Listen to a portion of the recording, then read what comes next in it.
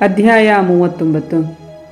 ಸರ್ವೇಶ್ವರ ಸ್ವಾಮಿ ಮೋಶೆಗೆ ಆಜ್ಞಾಪಿಸಿದಂತೆ ಆ ನೀಲಿ, ಊದಾ ಹಾಗೂ ಕಡುಗೆಂಪು ವರ್ಣಗಳುಳ್ಳ ದಾರದಿಂದ ದೇವಮಂದಿರದ ಸೇವೆಗೆ ಅಲಂಕಾರವಾದ ವಸ್ತ್ರಗಳನ್ನು ಮತ್ತು ಆರೋನನಿಗೆ ದೀಕ್ಷಾ ವಸ್ತ್ರಗಳನ್ನು ಮಾಡಿದರು.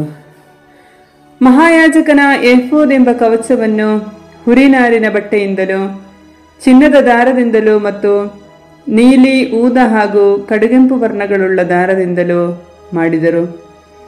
ನೀಲಿ, ಊದಾ ಹಾಗೂ ಕಡುಗೆಂಪು ವರ್ಣಗಳುಳ್ಳ ದಾರದೊಡನೆ ಮತ್ತು ನಾರಿನ ಬಟ್ಟೆಯೊಡನೆ ಕಲಾತ್ಮಕ ಕೆಲಸದವರ ಪದ್ಧತಿಯ ಮೇರೆಗೆ ಕಸೂತಿ ಕೆಲಸ ಮಾಡುವುದಕ್ಕಾಗಿ ಬಂಗಾರವನ್ನು ತಟ್ಟಿ ತಗಡುಗಳನ್ನು ಮಾಡಿ ಸಣ್ಣ ಸಣ್ಣ ಎಳೆಗಳಾಗಿ ಕತ್ತರಿಸಿದರು.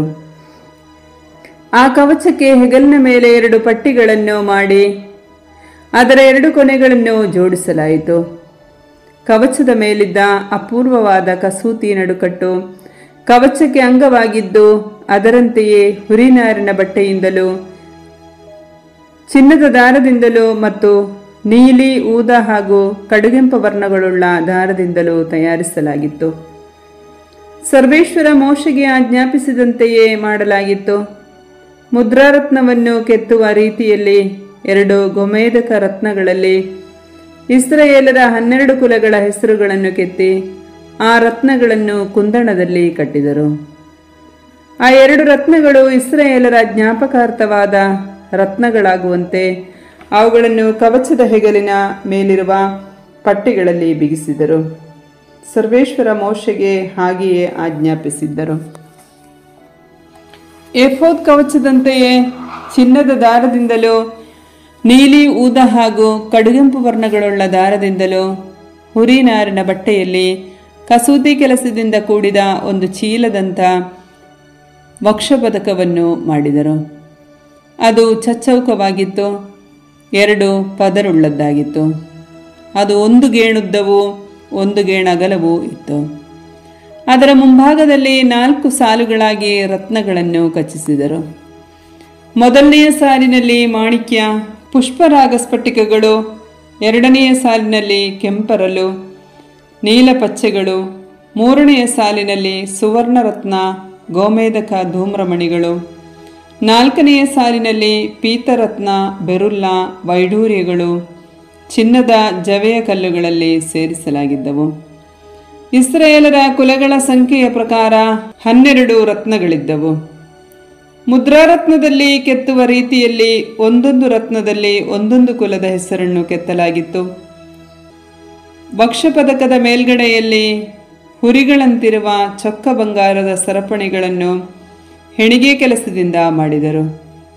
2 ಚಿನ್ನದ ಜವೆಗಳನ್ನು 2 ಚಿನ್ನದ ಉಂಗುರಗಳನ್ನು ಮಾಡಿ ಆ ಉಂಗುರಗಳನ್ನು ಫಲಕದ 2 ಮೂಲೆಗಳಲ್ಲಿ ತಗಲಿಸಿದರು.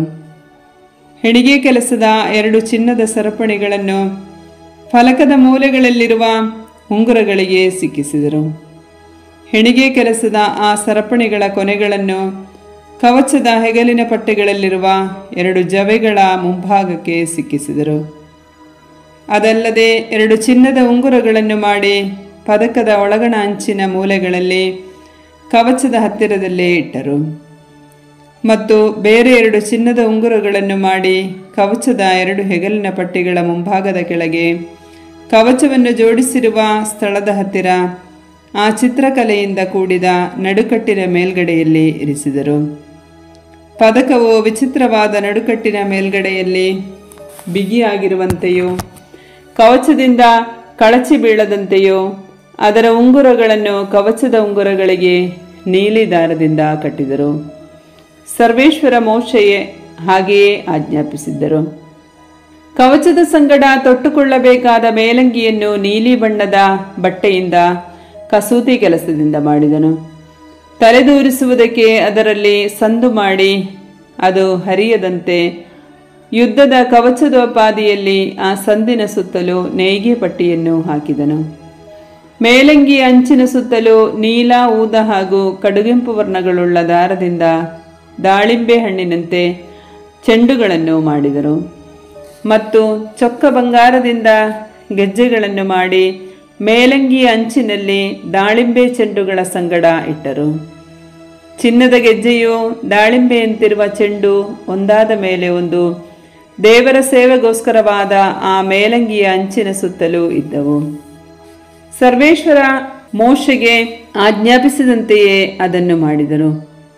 ಆರೋನನಿಗೂ ಅವನ ಮಕ್ಕಳಿಗೂ ಸಣ್ಣ ನಾರಿನಿಂದ ಹೆಣಿಗೆ ಕೆಲಸದ ರೀತಿಯಲ್ಲಿ ಅಂಗಿಯನ್ನು, ನಾರಿನಿಂದ ಮಹಾಯಾಜಕನ ಪೇಟವನ್ನು, ನಾರಿನಿಂದ ಯಾಜಕರ ಅಲಂಕಾರವಾದ ಪೇಟಗಳನ್ನು, ಹುರಿನಾರಿನಿಂದ ಚಡ್ಡಿಗಳನ್ನು, ಹುರಿನಾರಿನಿಂದಲೂ ನೀಲಿ ಊದ ಹಾಗೂ ಕಡುಗೆಂಪು ವರ್ಣಗಳುಳ್ಳ ದಾರದಿಂದಲೂ ಕಸೂತಿ ಕೆಲಸದ ರೀತಿಯಲ್ಲಿ ನಡುಕಟ್ಟನ್ನು ಮಾಡಿದರು. ಸರ್ವೇಶ್ವರ ಮೋಶೆಗೆ ಆಜ್ಞಾಪಿಸಿದಂತೆಯೇ ಅದನ್ನು ಮಾಡಿದರು. ಮತ್ತು ಚೊಕ್ಕ ಬಂಗಾರದಿಂದ ಪರಿಶುದ್ಧ ಕಿರೀಟದಂಥ ಪಟ್ಟಿಯನ್ನು ಸರ್ವೇಶ್ವರನಿಗೆ ಮಾಡಿ ಮುದ್ರೆಯನ್ನು ಕೆತ್ತುವ ರೀತಿಯಲ್ಲಿ ಅದರಲ್ಲಿ ಸರ್ವೇಶ್ವರನಿಗೆ ಮೀಸಲು ಎಂಬ ಲಿಪಿಯನ್ನು ಬರೆದರು. ಅದನ್ನು ಪೇಟಕ್ಕೆ ಬಿಗಿಸುವುದಕ್ಕಾಗಿ ನೀಲಿ ದಾರವನ್ನು ಅದಕ್ಕೆ ಕಟ್ಟಿದರು. ಸರ್ವೇಶ್ವರ ಮೋಶೆಗೆ ಆಜ್ಞಾಪಿಸಿದಂತೆಯೇ ಅದನ್ನು ಮಾಡಿದರು. ಈ ರೀತಿಯಲ್ಲಿ ದೇವದರ್ಶನದ ಗುಡಾರದ ಕೆಲಸವೆಲ್ಲ ಸಂಪೂರ್ತಿಯಾಯಿತು. ಸರ್ವೇಶ್ವರ ಮೋಶೆಗೆ ಆಜ್ಞಾಪಿಸಿದಂತೆಯೇ ಇಸ್ರಾಯೇಲರು ಅದನ್ನು ಮಾಡಿದ್ದರು. ಆಗ ಅವರು ಗುಡಾರವನ್ನು ಮೋಶೆಯ ಬಳಿಗೆ ತೆಗೆದುಕೊಂಡು ಬಂದರು.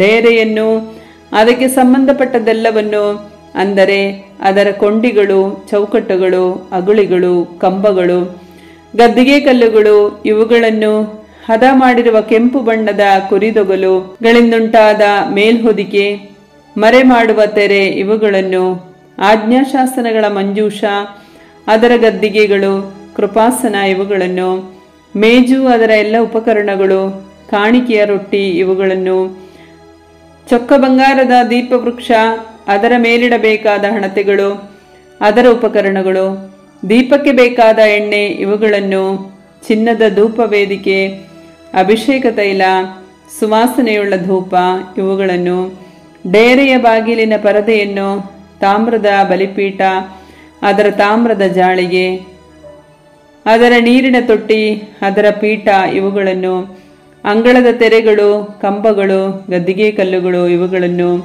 ಅಂಗಳದ ಬಾಗಿಲಿನ ಪರದೆ, ಅದರ ಹಗ್ಗಗಳು, ಗೂಟಗಳು, ಇವುಗಳನ್ನು, ದೇವದರ್ಶನದ ಗುಡಾರದ ಸೇವೆಗೆ ಬೇಕಾದ ಎಲ್ಲ ಉಪಕರಣಗಳನ್ನು, ದೇವಮಂದಿರದೊಳಗೆ ನಡೆಯುವ ಸೇವೆಗೋಸ್ಕರ ಬೇಕಾದ ಅಲಂಕಾರ ವಸ್ತ್ರ, ಅಂದರೆ ಆರೋನನಿಗೆ ಬೇಕಾದ ದೀಕ್ಷಾ ವಸ್ತ್ರ, ಯಾಜಕ ಸೇವೆ ಮಾಡುವವರಾದ ಅವನ ಮಕ್ಕಳಿಗೆ ಬೇಕಾದ ವಸ್ತ್ರ, ಇವುಗಳನ್ನು ತಂದರು.